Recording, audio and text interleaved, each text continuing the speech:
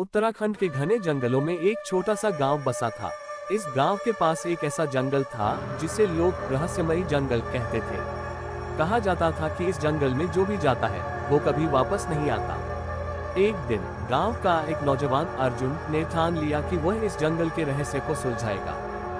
गांव वालों ने उसे रोकने की बहुत कोशिश की, लेकिन अर्जुन का जज्बा अडिग था।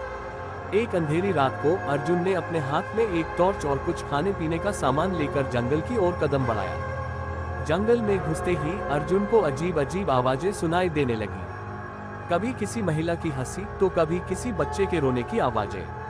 अर्जुन ने इन आवाजों को नजरअंदाज कर अपने रास्ते पर चलना जारी रखा। थोड़ी दूर चलने के बाद उसे एक पुरानी और खंडहर जैसी हवेली दिखाई दी। अर्जुन ने हवेली के अंदर जाने का फैसला किया। हवेली के अंदर घुसते ही उसे एक ठंडा झोंका महसूस हुआ और दरवाजे अपने आप बंद हो गए। अर्जुन का दिल तेजी से धड़कने लगा, लेकिन उसने हिम्मत नहीं हारी। वह धीरे धीरे अंदर बढ़ा और उसे दीवारों पर अजीबोगरीब चित्र और निशान दिखाई दिए। अचानक एक कोने से एक सफेद साड़ी पहने महिला प्रकट हुई। उसकी आंखें खून जैसी लाल थीं और चेहरा डरावना था।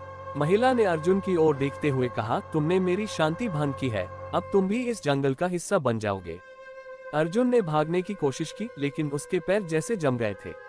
महिला ने अर्जुन की ओर बढ़ते हुए कहा, तुम्हें यहाँ से जाने की इजाजत नहीं है। अगली सुबह गांव वालों ने अर्जुन को जंगल के बाहर बेहोश पाया।